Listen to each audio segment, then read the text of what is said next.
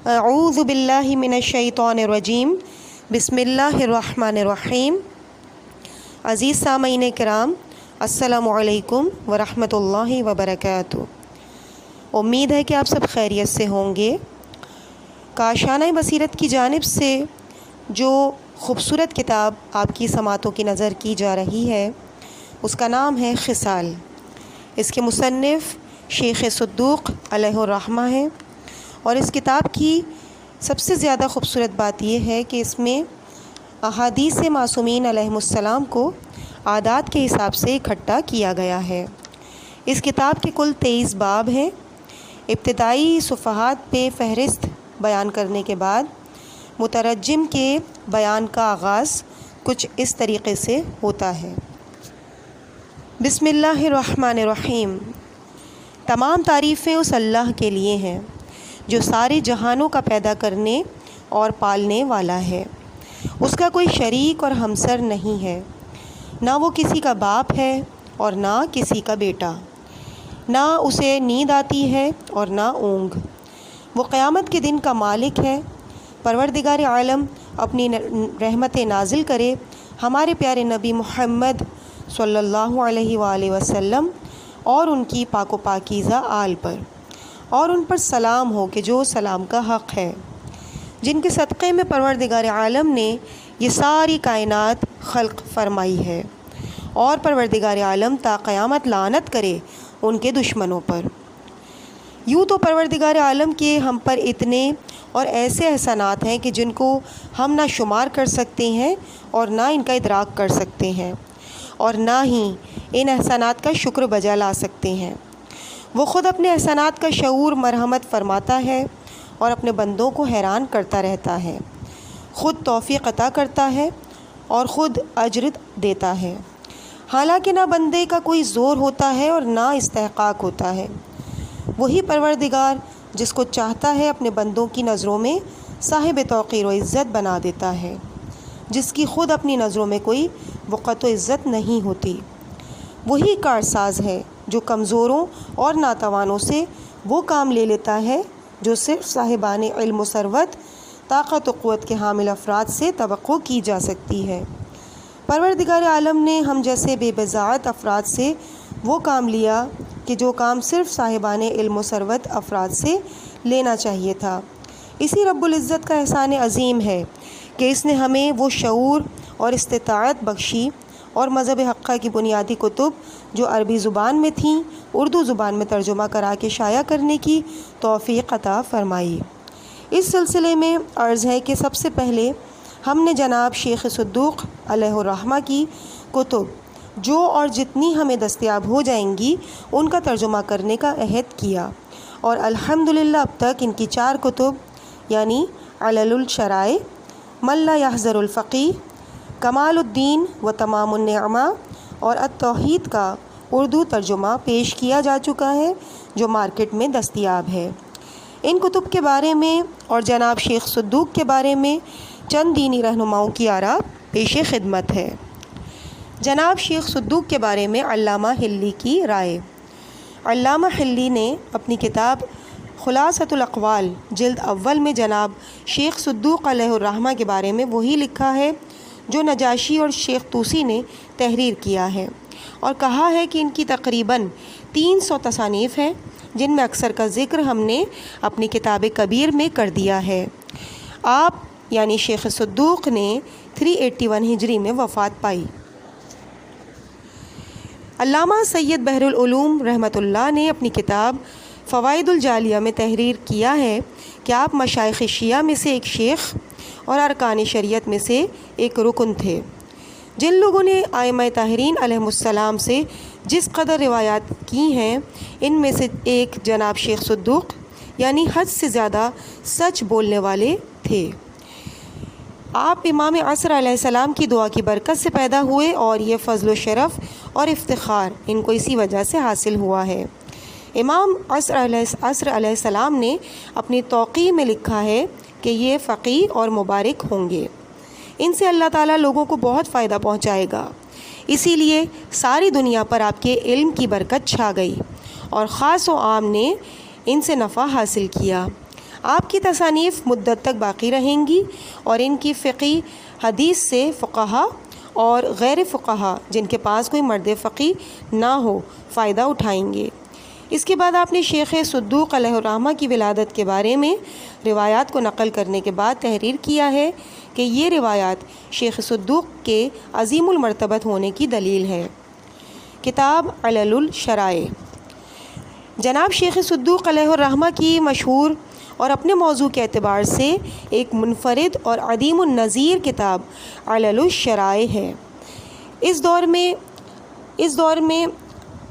میں دور حاضر کے لوگوں کے لیے ہر امر کی وجہ اور سبب بتائے گئے ہیں جو لوگ اس دور کے تقاضوں کو بہت کچھ پورا کر سکتی ہے۔ اس میں شرعی احکامات کے وہ اسباب بتائے گئے ہیں جو ائمہ طاہرین علیہم السلام سے منقول ہیں، جیسا کہ کتاب کے نام سے ظاہر ہے۔ جناب شیخ صدوق نے 300 کتابیں تالیف کر کے اپنی قوم کو علمی اعتبار سے مفلس اور نادار نہیں چھوڑا۔ ہمارے دیگر بزرگ مذہبی رہنماؤں نے اتنا علمی سرمایہ چھوڑا ہے کہ ہم علمی یتیم اور مفلس و نادار نہیں ہیں۔ اس علمی سرمایہ کی حفاظت اب ہمارا فرض ہے، مگر نہ جانے کن وجوہات کی بنا پر دین کے ٹھیکیداروں نے عوام کو اس سے دور رکھا ہے۔ کتاب من لا یحذر الفقیہ، یہ فقہ کی بنیادی کتب اربعہ میں سے ایک کتاب ہے۔ اس کے بارے میں علامہ صادق بحر العلوم نے تبصرہ کرتے ہوئے فرمایا، شیخ صدوق علیہ الرحمہ کی سب سے زیادہ مشہور کتاب من لا یحذر الفقیہ ہے۔ اس کا شمار شیعوں کی کتب اربعہ میں ہوتا ہے۔ یہ کتب اربعہ وہ ہیں کہ احکام شریعہ کے اخذ کرنے میں شیعوں کا اس پر دار و مدار ہے۔ 900 سال سے زیادہ عرصہ گزر گیا ہے اور فقہا اور غیر فقہا دونوں میں بہت مقبول ہے اور اتنی معتبر اور قابل اعتماد ہے کہ سوائے چند کے آج تک اس کتاب پر کوئی اعتراض نہ کر سکا۔ اب اس سے بڑھ کر اس کی کیا اہمیت اور دلیل ہو سکتی ہے؟ اس کتاب کے بارے میں علامہ طباطبائی نے جناب شیخ صدوق کی عدالت پر یہ دلیل بھی پیش کی ہے کہ ان کے اقوال کی نقل نیز ان کی کتابوں خصوصاً من لا یحذر الفقیہ کی توثیق پر تمام اصحاب فقہ کا اجماع ہے۔ کتاب کمال الدین و تمام النعمہ، یہ کتاب امام عصر علیہ السلام کے حکم پر لکھی گئی ہے۔ یہ اپنے موضوع کے اعتبار سے بلیغ اور اپنے ابواب کے لحاظ سے ایک ممتاز کتاب ہے۔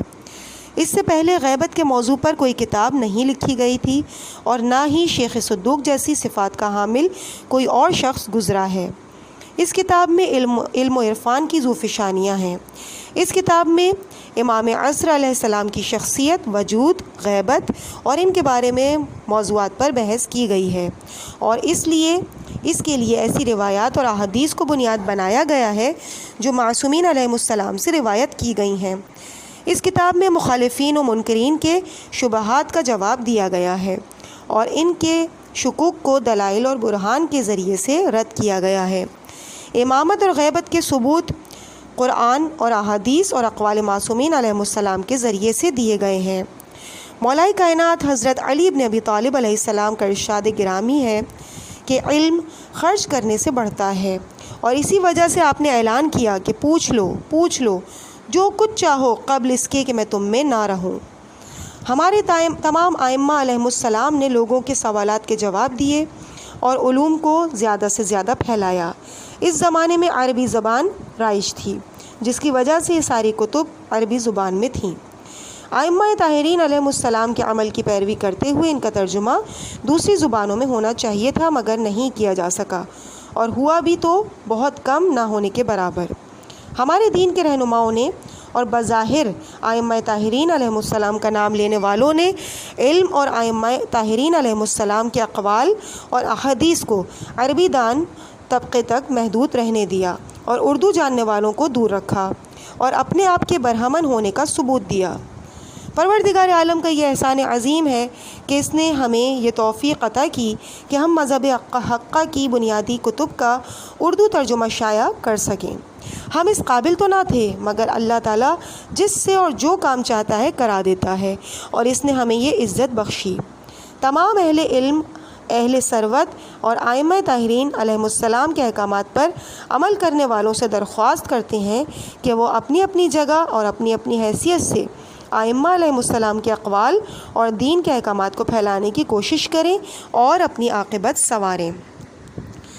حرف آخر کے طور پہ ہمیں اس بات کا اعتراف کرنے میں کوئی عار نہیں کہ ہم انسان ہیں اور خطا کا پتلا ہیں۔ ہم خواہ کتنی ہی عرق ریزی اور محنت کر لیں، پھر بھی کام میں خامی، غلطی، کوتاہی رہ جاتی ہے۔ ان سے پاک کام نہیں ہو سکتا۔ اس کتاب کے اشاعت کے سلسلے میں اگرچہ کہ جملہ احباب نے اپنی صلاحیتوں کا بہترین استعمال کیا ہے اور بہت احتیاط سے کام لیا ہے، اور پروردگار سے بھی دعا گو ہیں کہ اے ہمارے پروردگار تو ہماری مدد کر، اور اس کے باوجود اگر کوئی خامی، غلطی یا کوتاہی پڑھنے والوں کی نظر سے گزرے تو وہ اس جانب ہماری توجہ مبذول کرا کے ہمیں شکریہ کا موقع عطا فرمائیں۔ ہم انشاءاللہ آئندہ کی اشاعت میں اس کا ازالہ کریں گے اور اس کرم فرمائی کے لیے آپ کے احسان مند ہوں گے۔ ہم بارگاہ رب العزت میں سجدہ ریز ہو کر اس حقیر کوشش کو امام عصر علیہ السلام کے توسط سے تمام معصومین علیہ السلام کی نظر کرتے ہیں اور اس کی قبولیت کے لیے دعا گو ہیں کہ پروردگار عالم اس کا ثواب میرے والدین اور جملہ مومنین و مومنات کو عطا فرمائے، اور جملہ قارئین کو احکام معصومین علیہ السلام پر عمل پیرا ہونے کی توفیق عطا فرمائے۔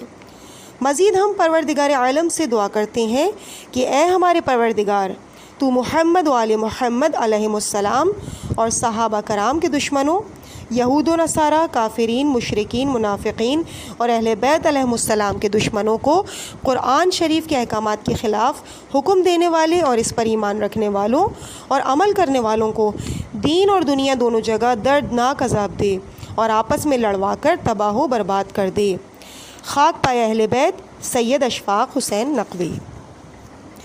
اس کے بعد کتاب خصال کا باقاعدہ آغاز ہوتا ہے جو کہ آپ کے سامنے پیش کیا جاتا ہے۔ Page number 1۔ بسم اللہ الرحمن الرحیم۔ کتاب تالیف کرنے کی وجہ۔ تمام تعریف اس اللہ کے لیے جو اکیلا اور یکتا ہے، الوحیت میں تنہا ہے، بندوں انسانوں کو اپنی معرفت پر پیدا کیا۔ زبانیں اس کی تعریف بیان نہیں کر سکتیں، آنکھیں اسے دیکھ نہیں سکتیں۔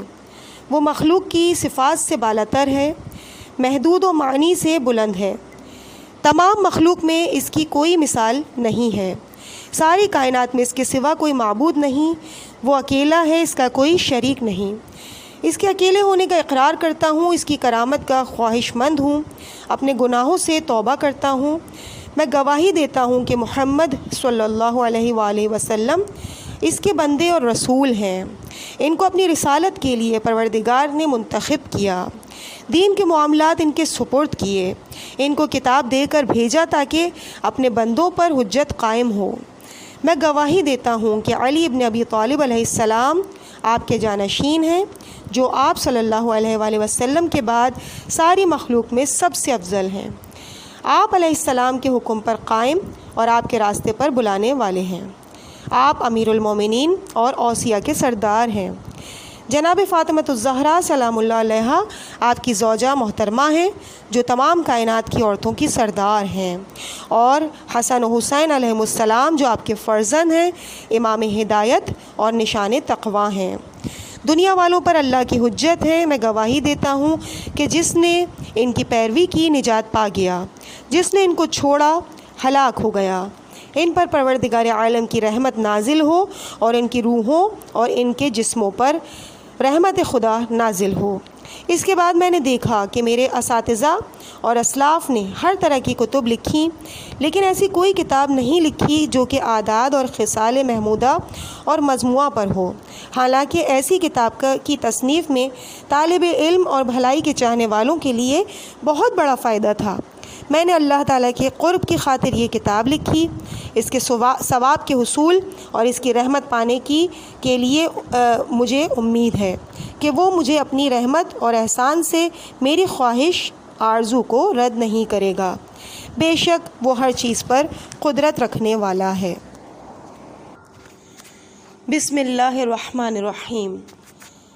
باب اول کا آغاز ہوتا ہے پیج نمبر 2 سے۔ اس باب میں کل 107 احادیث موجود ہیں، اور اس میں تمام وہ احادیث ہیں کہ جس میں پہلے عدد کا یعنی عدد اول کا استعمال ہوا ہے۔ بسم اللہ الرحمن الرحیم۔ حدیث نمبر 1، مقدام ابن شریع ابن حانی اپنے والد سے روایت کرتے ہیں کہ ایک اعرابی شخص جنگ جمل کے دن جناب امیر المومنین علیہ السلام کی خدمت میں حاضر ہوا اور کہا کہ آپ فرماتے ہیں کہ اللہ ایک ہے۔ لوگوں نے اسے گھیر لیا اور کہنے لگے، تجھے نہیں معلوم کہ آپ کا دل کس حالت میں ہے اور کئی امور کی طرف متوجہ ہے، یہ سوال کرنے کا وقت نہیں ہے۔ آپ علیہ السلام نے فرمایا کہ اسے چھوڑ دو، یہ بھی وہی بات چاہتا ہے جو قوم سے ہم چاہتے ہیں۔ پھر آپ علیہ السلام نے اعرابی سے فرمایا، خدا ایک ہے، اس کی 4 اقسام ہیں، 2 اللہ کے لیے جائز ہیں، 2 جائز نہیں ہیں۔ وہ یہ ہے کہ کوئی یہ کہے کہ اللہ ایک ہے اور اس کا اس سے مقصد عدد ہو، یہ خدا کے لیے جائز نہیں۔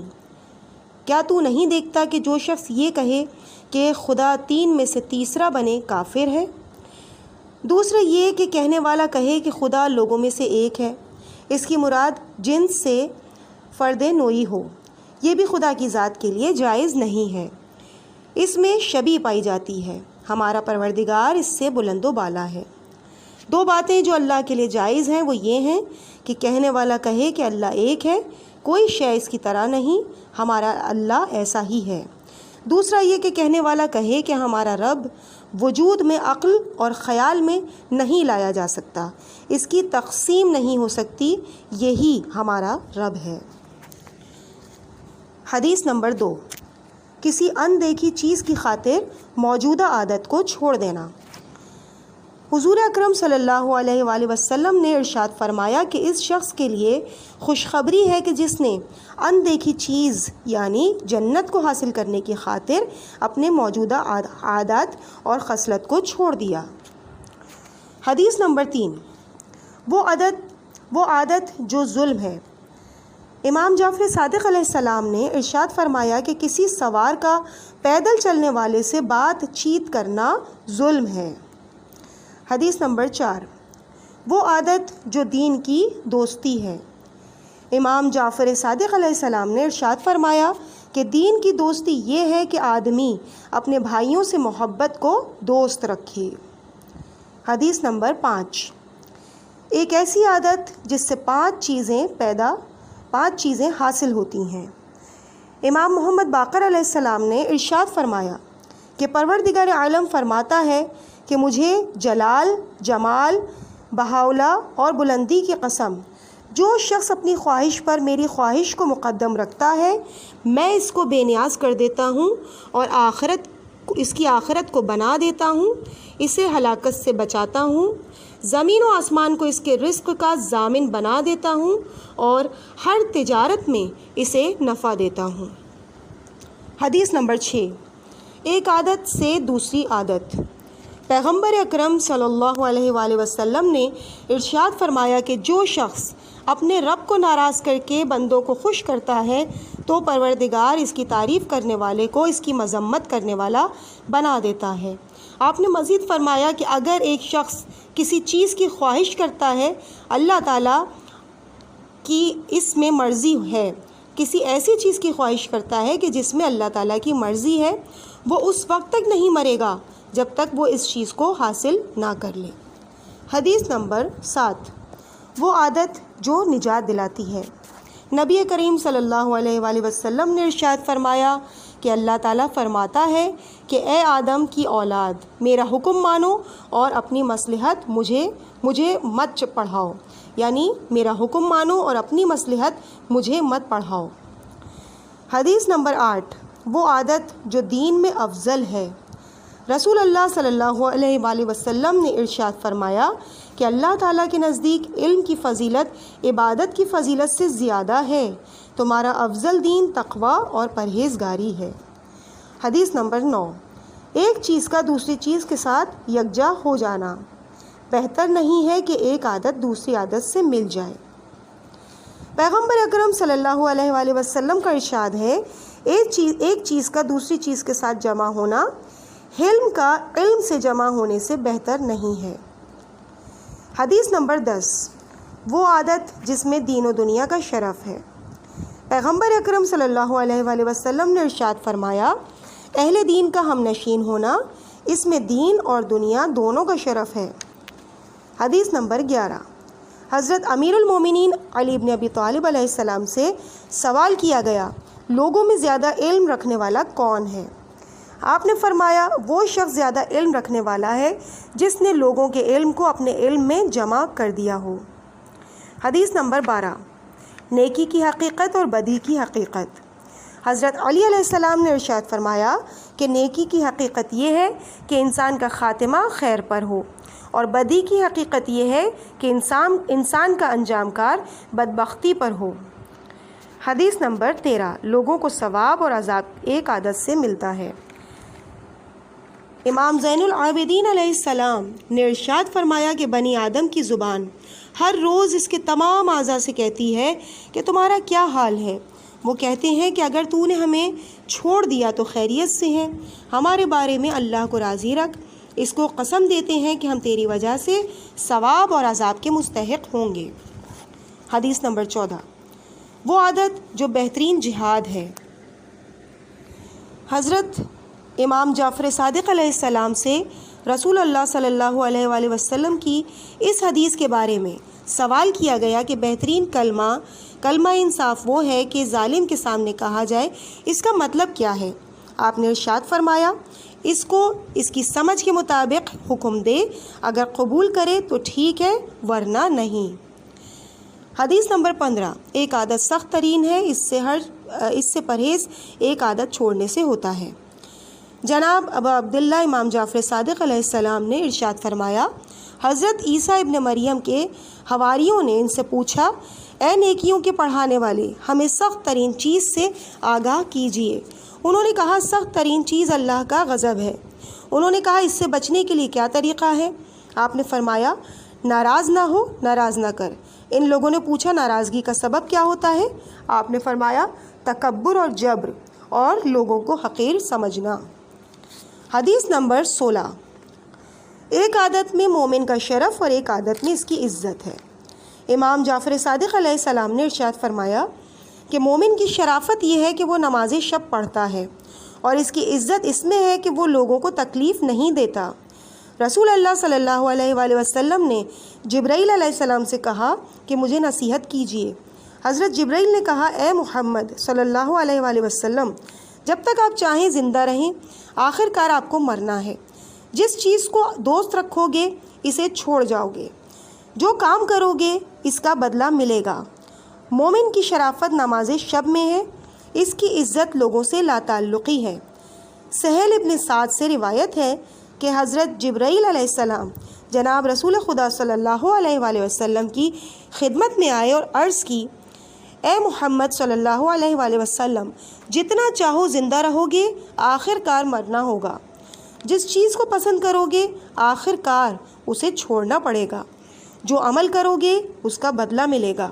آپ کو معلوم ہونا چاہیے کہ آدمی کی شرافت نماز شب سے ظاہر ہوتی ہے، اور اس کی عزت لوگوں سے تعلق نہ رکھنے میں ہے۔ رسول اللہ صلی اللہ علیہ وآلہ وسلم نے فرمایا کہ میری امت کے اشراف حافظان قرآن اور نماز شب پڑھنے والے لوگ ہیں۔ حدیث نمبر 17، ہر شر کی چابی ایک عادت ہے۔ امام جعفر صادق علیہ السلام نے فرمایا، ہر شر کی کنجی غصہ ہے۔ حدیث نمبر 18، وہ عادت جو انصاف ہے۔ امام جعفر صادق علیہ السلام نے فرمایا، جو چیز اپنے لیے پسند کرتے ہو وہ دوسروں کے لیے بھی پسند کرو۔ حدیث نمبر 19، امام جعفر صادق علیہ السلام نے ارشاد فرمایا، جس شخص نے لوگوں سے اور اپنی ذات سے انصاف سے کام لیا وہ اپنے خلاف فیصلے پر راضی ہوا۔ حدیث نمبر 20، مومن کا ادنا حق اپنے مومن بھائیوں پر۔ امام جعفر صادق علیہ السلام سے سوال کیا گیا، ایک مومن کا دوسرے مومن پر کم سے کم حق کیا ہے؟ آپ علیہ السلام نے فرمایا، جس چیز کا مومن بھائی اس سے زیادہ محتاج ہو اس کو اپنے لیے مخصوص نہ کرے۔ حدیث نمبر 21، وہ عادت جو پروردگار عالم کے قرب کا باعث ہے۔ امام جعفر صادق علیہ السلام نے ارشاد فرمایا کہ اپنے بھائیوں سے نیکی کر کے پروردگار عالم کی بارگاہ میں قرب حاصل کرو۔ حدیث نمبر 22، ایک ایسی عادت جس کے ذریعے پروردگار عالم نے آزمائش کی جو تمام آزمائشوں سے زیادہ سخت ہے۔ امام جعفر صادق علیہ السلام نے ارشاد فرمایا کہ پروردگار عالم نے درہم و دینار یعنی مال و دولت دینے سے زیادہ اپنے بندوں کا کوئی سخت امتحان نہیں لیا۔ حدیث نمبر 23، وہ عادت جو نیکی کا پھل ہے۔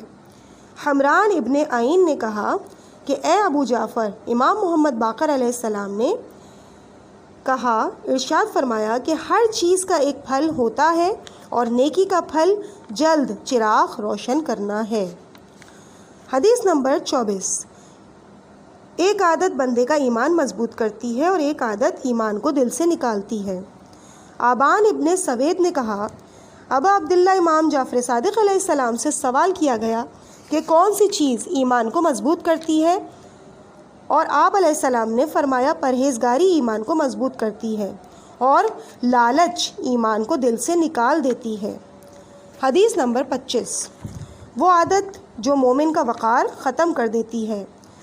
ابوالحسن امام علی رضا علیہ السلام نے ارشاد فرمایا کہ تیز چلنا مومن کا وقار ختم کر دیتا ہے۔ حدیث نمبر 26، ایک نیکی سے اوپر کوئی اور نیکی نہیں۔ نبی صلی اللہ علیہ وآلہ وسلم نے فرمایا، ہر نیکی کے بعد ایک نیکی ہوتی ہے، لیکن اللہ کی راہ میں شہید ہونے کے بعد اور کوئی نیکی نہیں ہوتی۔ جب اللہ کی راہ میں شہید ہو جائے گا تو اس کے اوپر کوئی نیکی نہیں ہے۔ ایک حق ناشناسی کے بعد دوسری حق ناشناسی یہ ہے کہ ماں باپ کو قتل کرنے کے بعد اور کوئی حق ناشناسی نہیں۔ اگر ان میں سے ایک کو قتل کر دے گا تو اس کے اوپر کوئی بھی حق ناشناسی نہیں ہے۔ حدیث نمبر 27، ایک عادت جو کبھی فقیر نہیں ہونے دیتی۔ ابراہیم ابن میمون نے کہا کہ میں ابا عبداللہ امام جعفر صادق علیہ السلام کی خدمت میں تھا اور آپ کو فرماتے ہوئے سنا کہ میں اس شخص کی ضمانت دیتا ہوں کہ وہ کبھی فقیر نہیں ہوگا جس نے کفایہ شعاری سے کام لیا اور اپنی آمدنی کے مطابق خرچ کیا۔ ایک عادت مروت خانوادہ نبی ہے۔ زرارہ نے کہا کہ میں نے امام جعفر صادق علیہ السلام کو یہ کہتے ہوئے سنا ہے کہ ہم اہل بیت نبوت ہیں اور ہماری مردانگی یہ ہے کہ جو شخص ہم پر ظلم کرتا ہے ہم اسے بخش دیتے ہیں۔ حدیث نمبر 29، ایک عادت مردانگی ہے۔ رسول اللہ صلی اللہ علیہ وآلہ وسلم نے ارشاد فرمایا، مال کی اصلاح مردانگی ہے۔ حدیث نمبر 30، وہ عادت جو شریف آدمی کے لیے بری ہے۔ معاویہ ابن وہب نے کہا کہ جناب ابا عبداللہ امام جعفر صادق علیہ السلام نے مجھے مدینے میں اس وقت دیکھا کہ جب ہری گھاس اٹھا کر میں جا رہا تھا، اور فرمایا کہ شریف آدمی کے لیے یہ بات بری ہے کہ وہ ایسی چیز اٹھائے جس سے لوگ اس پر انگلی اٹھائیں۔ حدیث نمبر 31، ایک عادت سے اللہ راضی اور دوسری سے ناراض ہوتا ہے۔ امام جعفر صادق علیہ السلام نے ارشاد فرمایا کہ پروردگار عالم میانہ روی کو پسند کرتا ہے اور اسراف کو ناپسند کرتا ہے۔ کھجور کی گٹلی کو پھینکنا پسند نہیں کرتا، ممکن ہے کہ کسی کے کام آئے، حتیٰ کہ بچا ہوا پانی بھی۔ حدیث نمبر 32، جو شخص اس عادت کو برداشت کرتا ہے گویا اللہ کی نعمت کا شکر ادا نہیں کیا۔ جناب امام جعفر صادق علیہ السلام نے ارشاد فرمایا، جس شخص نے ظلم اور بے عزتی کو برداشت کیا گویا اس نے پروردگار عالم کی نعمت کا شکر ادا نہیں کیا۔ حدیث نمبر 33، جو شخص ایک عادت پر ناراض نہیں ہوا وہ دوسری عادت کا شکر ادا نہیں کرتا۔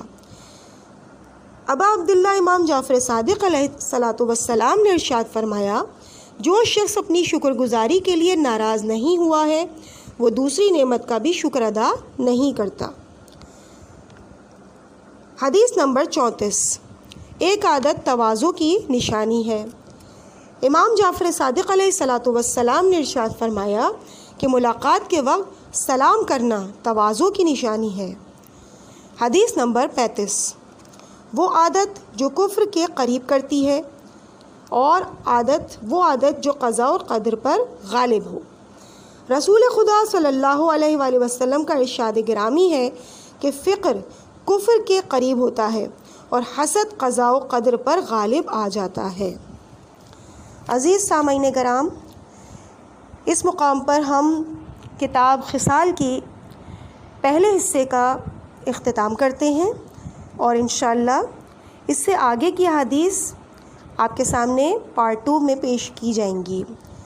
پروردگار ہم سب کو سیکھنے کے ساتھ ساتھ عمل کرنے کی توفیق عطا فرمائے۔